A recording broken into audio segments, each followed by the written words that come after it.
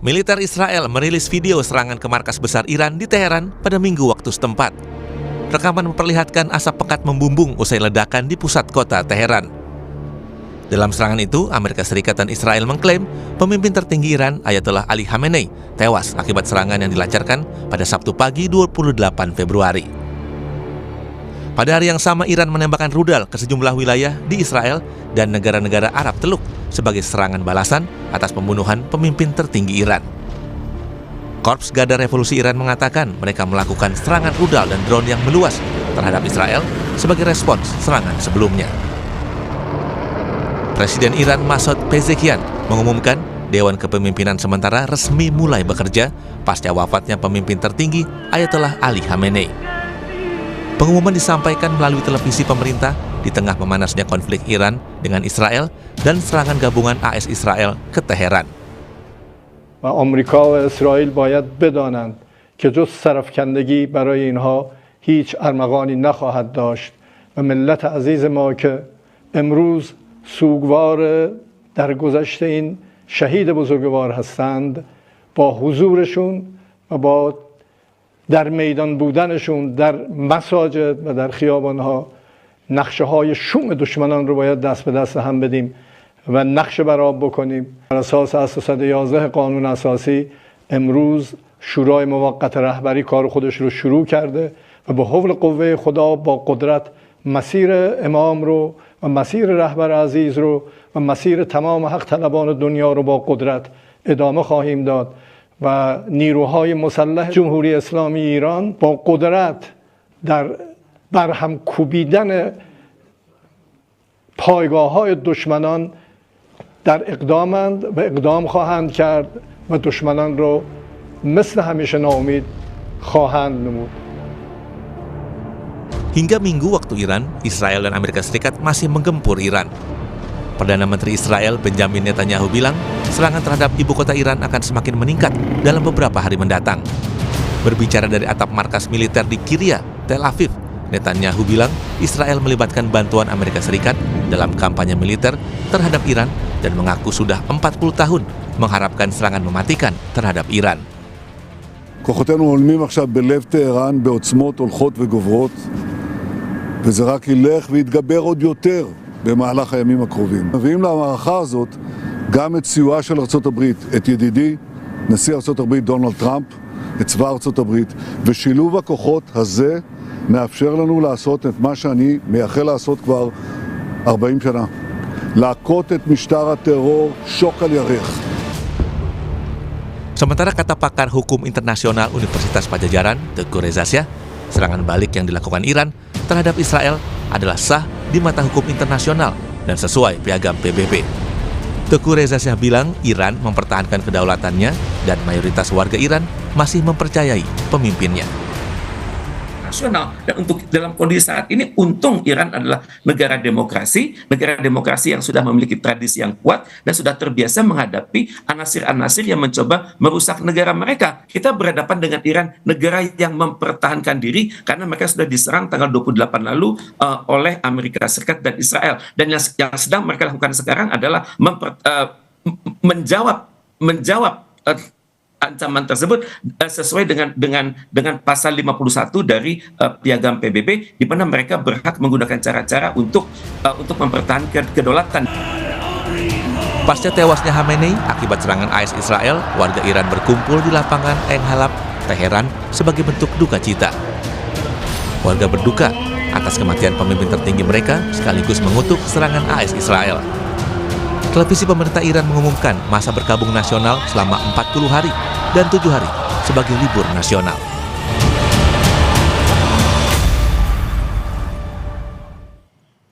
Serangan Israel Amerika Serikat ke Iran pada Sabtu lalu menewaskan pimpinan tertinggi Iran Ayatollah Ali Khamenei.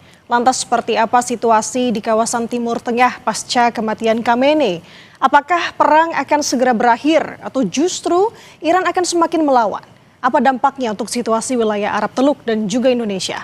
Pagi ini saudara sudah terhubung melalui sambungan daring. Kita akan bahas bersama dengan sejumlah narasumber.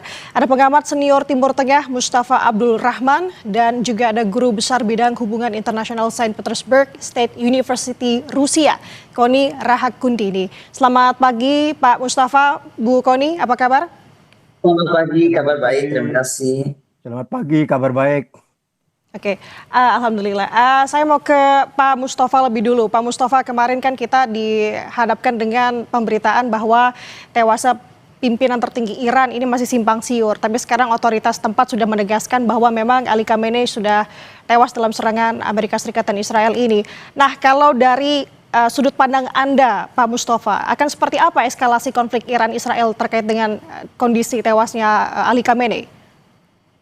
Hampir dipastikan ya, setelah tewasnya pemimpin tertinggi Iran Ali Khamenei, maka akan ada eskalasi seperti banyak atau sering ditegaskan oleh pemimpin Iran sendiri dan juga loyalis-loyalisnya yang ada di luar Iran seperti di Lebanon, di Irak, bahwa Iran harus melakukan aksi pembalasan yang semaksimal mungkin atas tewasnya Ali Khamenei ini. Kebetulan tadi malam saya mengikuti wawancara Menteri Luar Negeri Iran Abbas Araqchi dengan stasiun televisi Al Jazeera. Abbas Araqchi yang selama ini disebut atau dikesankan sebagai sayap moderat dalam pemerintahan Iran, tadi malam dia sangat tegas ya, sangat marah atas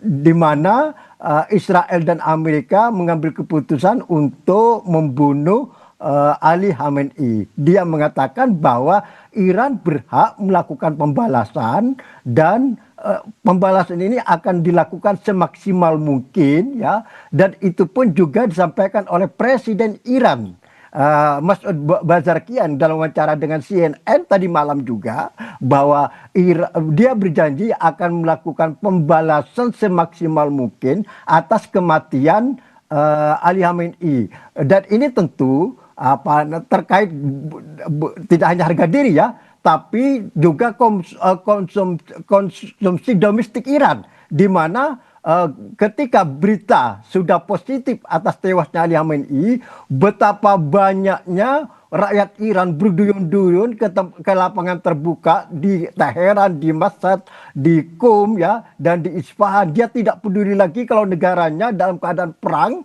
dengan Amerika dan Israel. Dia sudah tidak mempedulikan bahwa dia mungkin setiap saat kena serangan pesawat tempur dari Amerika, tapi mereka berduyun-duyun keluar ke tempat-tempat terbuka, menangisi dan meratapi atas kematian Ali Khamenei dan meneriakkan YIL ini harus balas dendam ini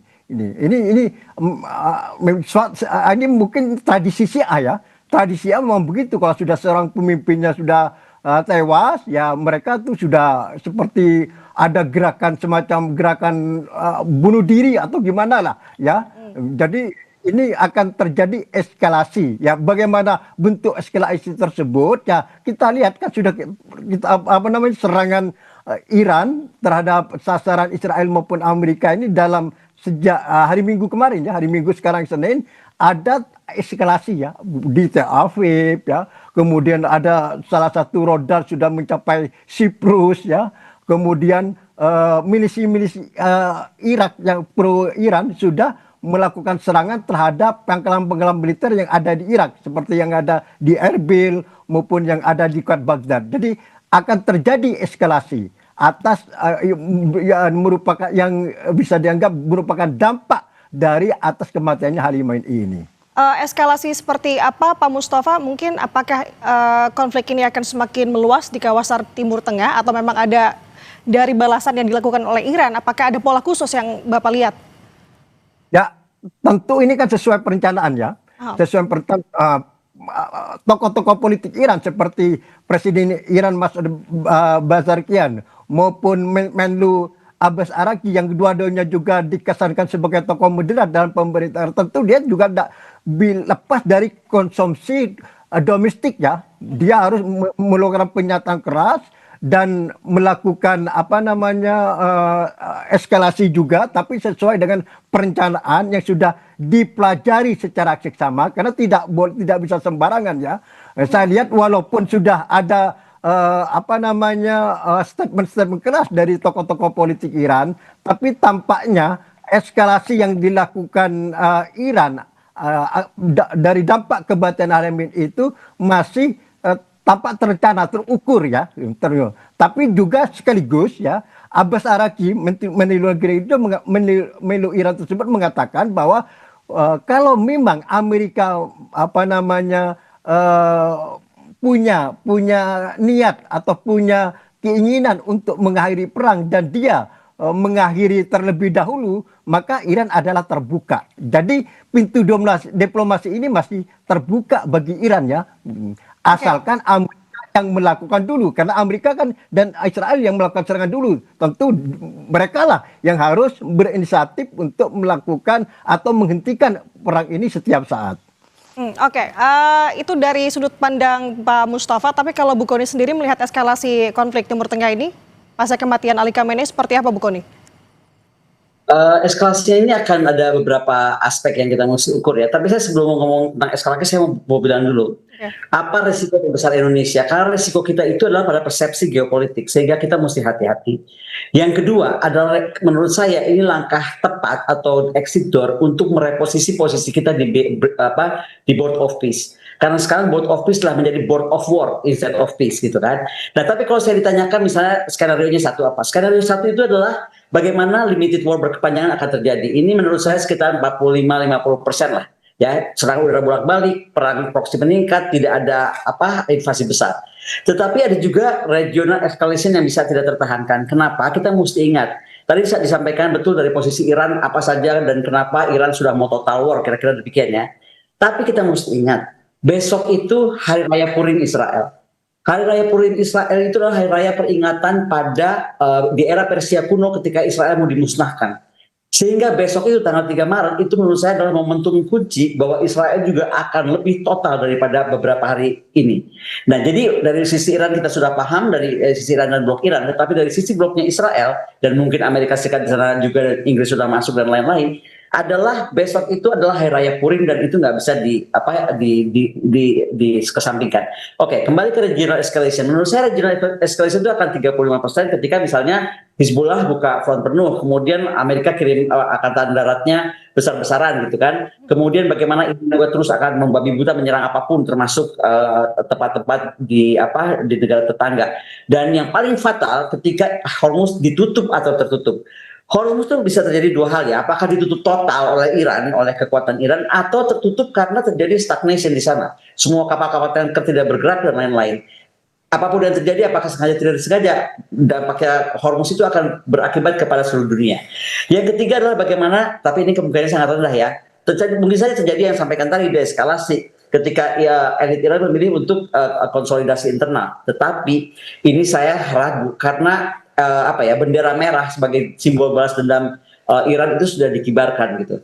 Jadi ini yang kenapa menurut saya tadi saya buka dengan Indonesia itu harus hati-hati karena early warningnya dampak minyak pasti naik, kemudian volatilitas rupiah pasti tergoyang dan biaya logistik biaya logistik global akan berpengaruh pada kita. Dan yang paling parah tekanan domestik. Karena gini ya, soal Palestina itu sensitif di Indonesia, ya kan? Ada dilema juga posisi bebas aktif dan kita ada di board of peace atau board of war sekarang saya menyebutnya, dan bagaimana resiko partisipasi opini publik yang akan sangat masif. Itu kalau menurut saya. Oke, ada beberapa pertimbangan berarti tadi ya, selain dengan ekonomi juga tekanan domestik, ada juga mengenai persepsi geopolitik. Nah kalau tadi Bu Kony menyinggung soal BOP, jadi BOW, sekarang kalau menurut kata Bu Kony, berarti Indonesia seperti apa seharusnya untuk mempertimbangkan BOP untuk saat ini, Bu Kony? Gila ya, kita tuh mesti nggak boleh bergeser dari fondasi Indonesia yang dengan politik bebas aktif kita, itu udah kayak harga mati kita lah. Jadi jangan sampai posisi Indonesia itu bergeser. Ini karena ini menjadi anchor legitimasi kita sebagai bangsa berdaulat.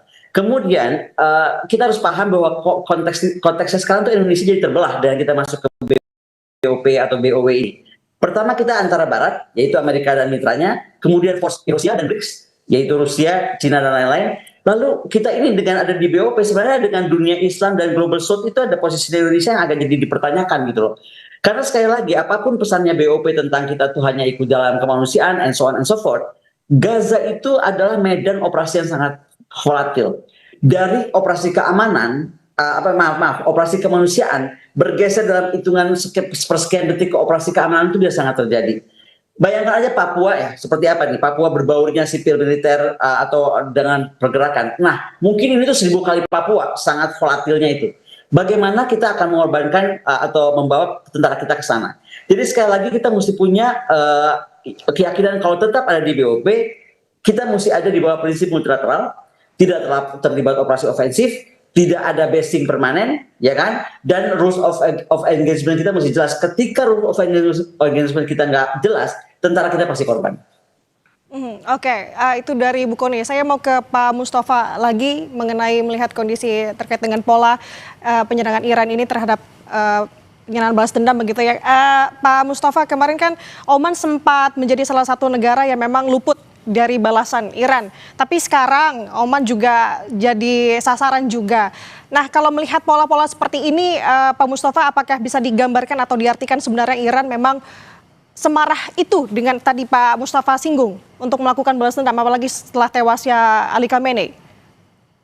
Ya, sebetulnya Iran melakukan serangan atas sasaran militer Amerika yang berada di berbagai tempat di Timur Tengah ini, itu kan sejak hari pertama ya, kemudian lanjut ke hari kedua yaitu hari Minggu ya, sekarang ke hari ketiga ya, hari Senin ya, Qatar, Kuwait, dan terakhir juga Oman, dan juga diberitakan bahwa Iran sudah meluncurkan rudal balistiknya ke arah kapal Indo Amerika Abraham Lincoln. Nah, dalam konteks ini Menlu Iran Abbas Araghchi itu sudah melakukan komunikasi dengan pemimpin Qatar, Kuwait, Arab Saudi, kemudian Oman juga tentunya ya, dan Mesir ya, bahwa apa yang dilakukan Iran dengan meluncurkan berbagai model rudal balistiknya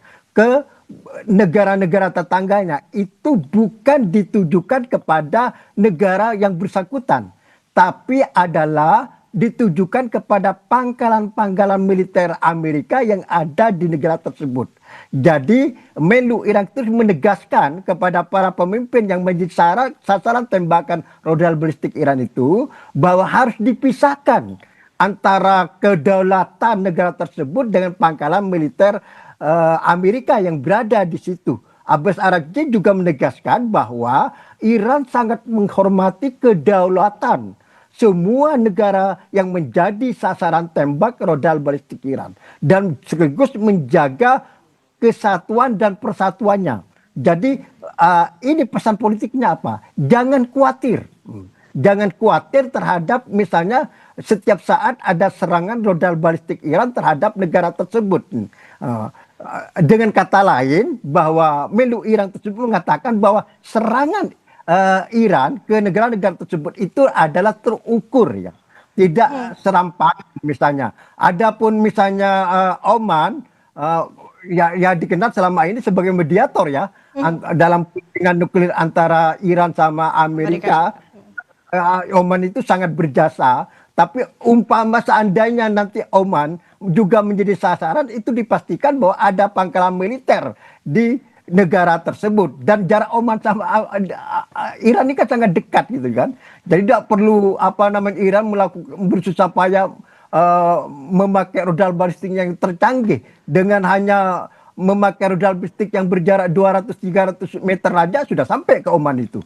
Jadi akan paling mudah menjadi sasaran Iran ya atas negara-negara yang bersangkutan itu seperti Oman, Qatar, Uni Emirat, Kuwait, Arab Saudi, Irak, itu sasaran yang paling mudah di mata Iran, dan sudah dilakukan hampir tiap hari mungkin ya. Salah satu negara tersebut ya akan menjadi sasaran Iran, terutama Irak ini. Irak ini menjadi wilayah yang paling mendidih kedua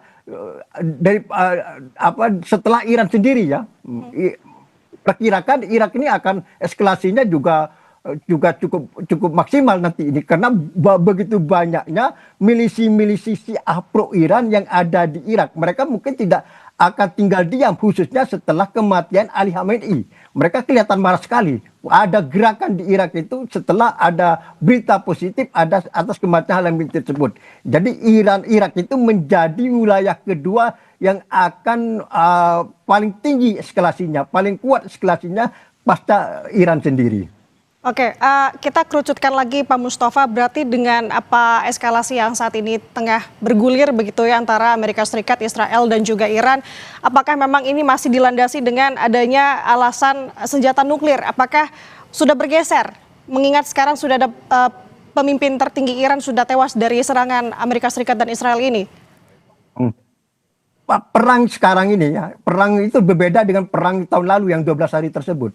Perang yang sekarang ini itu sudah lingkupnya atau konteksnya tidak terbatas pada nuklir, tapi sudah rudal balistik. Kemudian akibat dari Iran terus bersikukuh mendukung proksi-proksinya yang ada di berbagai negara di Timur Tengah ini. Jadi agenda perundingan saat ini itu sudah lebih meluas. Tidak hanya isu nuklir aja, tapi rudal balistik dan proksi-proksi. Ini yang membuat perundingan Amerika sama Iran ini terjadi deadlock, kebuntuan. Karena Amerika meminta suatu hal yang mustahil diterima oleh Iran. Misalnya Amerika nuntut pada Iran dalam perundingan tersebut, Iran hanya diizinkan menggunakan rudal balistik yang jangkauan tembaknya hanya sejauh 300 meter. Tidak mungkin lah. Iran itu sekarang sudah punya rudal balistik, sudah jangkauan tembaknya mencapai 2000, melebihi wilayah Israel tersebut. Nah, ini yang menjadi perundingan tersebut menjadi buntu. Jadi sudah meluas. Bahkan sekarang Israel sudah terang-terangan bahwa perang ini tujuannya adalah perubahan rezim, ya. Perubahan rezim ini juga menjadi suatu yang menjadi tidak mudah perang ini. Okay. Kalau memang bersikukuh Israel dan Amerika untuk melakukan perubahan rezim, ini perang ini adalah akan lama. Cuma sekarang perubahan rezim ini ukurannya seperti apa? Apakah hanya dengan tewasnya Ali Khamenei sudah selesai atau masih belum? Atau yang dimaksud perubahan rezim ini adalah perubahan rezim Iran secara keseluruhan yang dilahirkan dari revolusi tahun 1979. Okay. Kalau yang pertama yang jadi sasaran udah selesai, Ali Khamenei sudah tewas. Tinggal sekarang bagaimana Donald Trump mengambil inisiatif untuk melakukan gencatan senjata. Tapi kalau yang kedua, perubahan secara keseluruhan, ini perang akan berkepanjangan yang tidak tahu sampai kapan. Oke, yang saya tangkap ada unsur kekuatan di sini. Nah, saya mau bergeser ke Bu Kony. Bu Kony, kalau misalkan terkait dengan perbandingan kekuatan, katakanlah di sini untuk militer antara Iran dan juga Israel, kalau situasi semakin memanas, apakah ini sepadan ataukah ada sudut pandang lain dari Bu Kony? Kalau melihat perang ini tuh jangan pernah melihat ya seolah-olah dua negara yang berperang, tetapi bagaimana aspek negara-negara koalisi atau negara aliansi atau negara pendukungnya.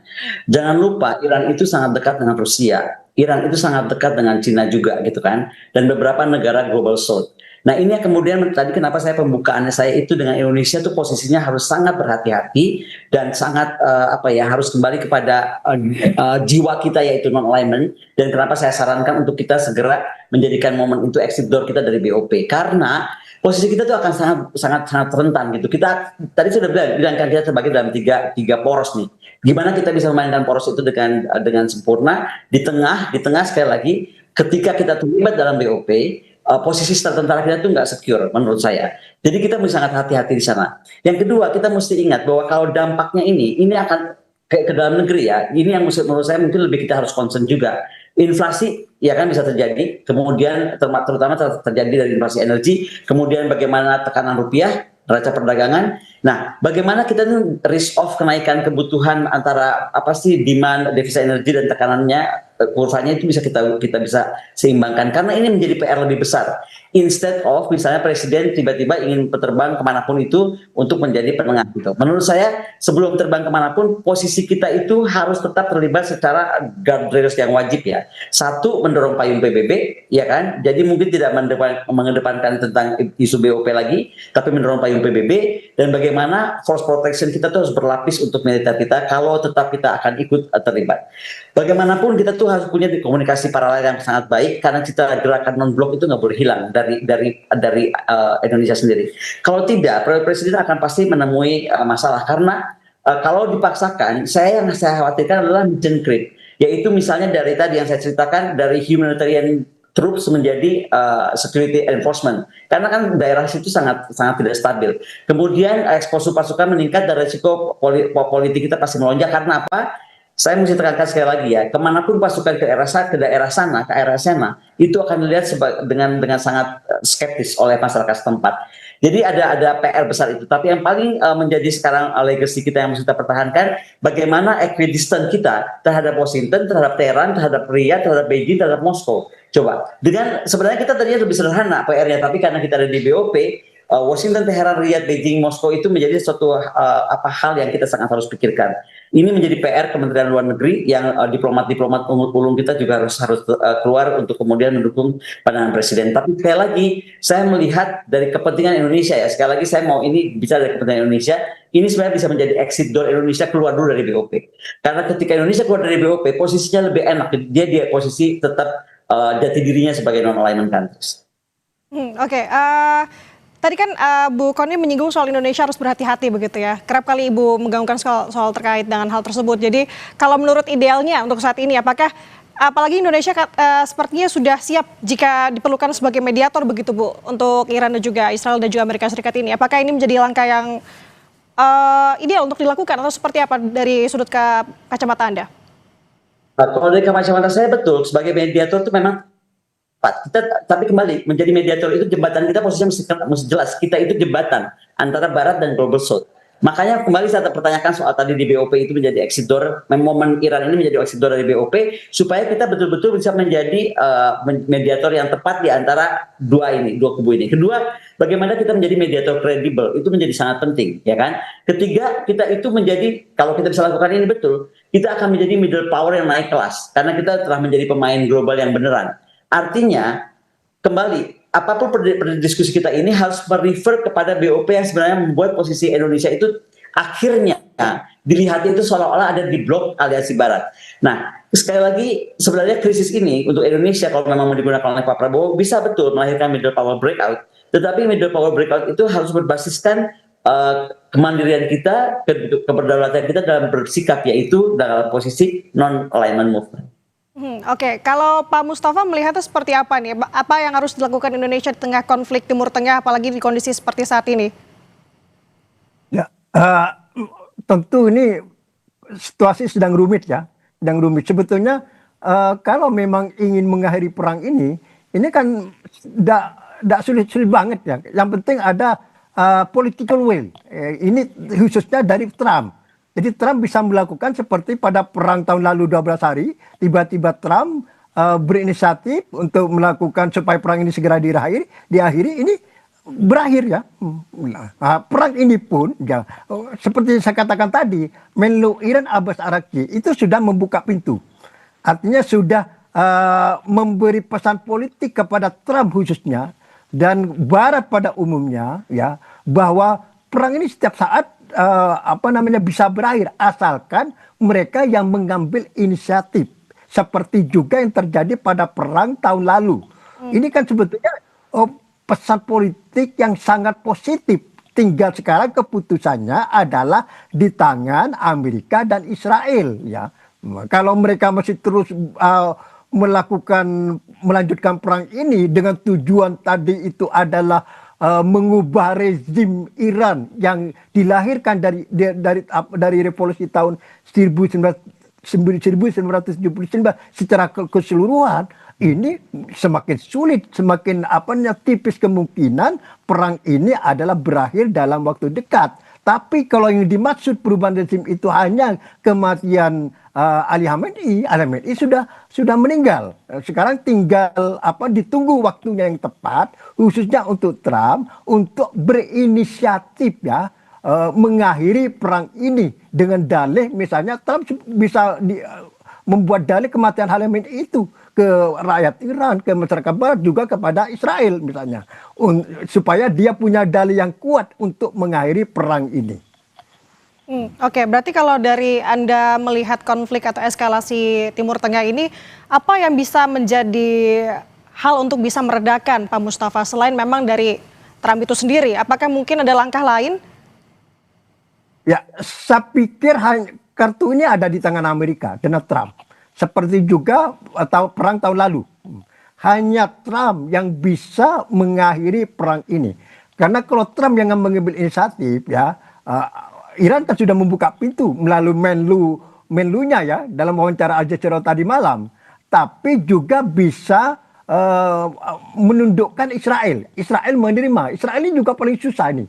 Dalam perang ini faktor Israel ini paling sulit. Ini juga yang menentukan lama dan atau panjangnya perang ini. Nah, kalau Trump mengambil keputusan berani dengan alasan sudah berhasil membunuh Ali Khamenei, diharapkan Trump itu bisa menundukkan dan dengan menekan Israel supaya menerima inisiatif mengakhiri perang ini. Oke, ini sebenarnya yang menjadi sorotan kita semua beberapa hari ini dan juga ke depan tentunya bagaimana eskalasi konflik Timur Tengah ini, Amerika Serikat, Iran dan juga Israel akan berakhir ataupun berujung. Tentu harapan kita semua bahwa memang konflik ini bisa mereda secepat mungkin, ada solusi dari kedua belah pihak terkait dengan kondisi ini, apalagi tadi yang disinggung oleh Bu Kony bahwa bisa mendapatkan dampak lebih besar lagi, dampak inflasi, krisis energi dan juga ekonomi. Kita perhatikan bersama dan juga berharapan bersama. Saya mau tambahkan sedikit aja. Oke, boleh silakan. nggak saya tambahkan sedikit? Ini kuncinya nggak cuma di Trump, sama sekali bukan cuma di Trump. Karena tadi saya bilang besok itu hari Raya Purim dan Israel itu akan mati-matian. Dia itu kehormatan dia gitu loh. Karena itu adalah ada di kitab suci mereka, Perjanjian Lama. Yang saya mesti ingatkan, kita itu punya PBB dan sekarang Rusia dan Cina sedang mendorong agar segera PBB ini membahas ini dan bagaimana PBB dapat menyelesaikan masalah ini. Jadi saya sih nggak terlalu sepakat kalau seolah-olah kunci dari dewa semua itu adalah Trump. Karena Trump is not as powerful as is gitu loh. Jadi kita mesti sangat hati-hati melihatnya. Tapi yang paling penting, eskalasi bisa sangat meningkat ketika eskalasi maritim, terutama di Hormuz terjadi. Kemudian kematian massal, kita nggak tahu di negara Teluk yang salah sasaran, airport-airportnya sudah diserang, ya kan, tempat-tempat strategis sudah diserang, dan bagaimanapun juga adalah infrastruktur energi Teluk itu terdampak. Jadi sekali lagi ini tidak masalah hanya Trump atau hanya Netanyahu. Ini sudah sangat kompleks sehingga kita harus menunggu bagaimana juga reaksi Rusia dan reaksi Cina di PBB dan apa yang akan dilakukan Rusia dan Cina atas kejadian ini. Oke, Bu Kony, singkat saja, saya punya satu pertanyaan lagi terkait dengan kondisi Iran saat ini dengan kekuatannya, apakah memang diperlukan untuk bantuan Cina dan juga Rusia khususnya? Tanpa diminta pun saya rasa kita udah akan tahu betul bahwa Rusia dan Iran, Cina dan Iran sangat dekat. Mereka itu rekan seperjalanan. Contoh, ketika Rusia mengalami kesulitan panjang dengan beberapa tahun terakhir ini setelah Ukraine-Russia War, siapa yang bantu? Banyak hal kedekatan dengan Iran. Maka Rusia itu negara yang paling tahu berterima kasih dan bertanggung jawab kepada saudaranya. Saya rasa direct or indirectly, terbuka atau tidak terbuka, Rusia akan mendorong penuh Iran dan membantu Iran. Oke, terima kasih atas pemaparan yang luar biasa hari ini. Dua narasumber bersama dengan saya, pengamat senior Timur Tengah Mustafa Abdul Rahman dan juga guru besar bidang hubungan internasional St. Petersburg State University Rusia, Kony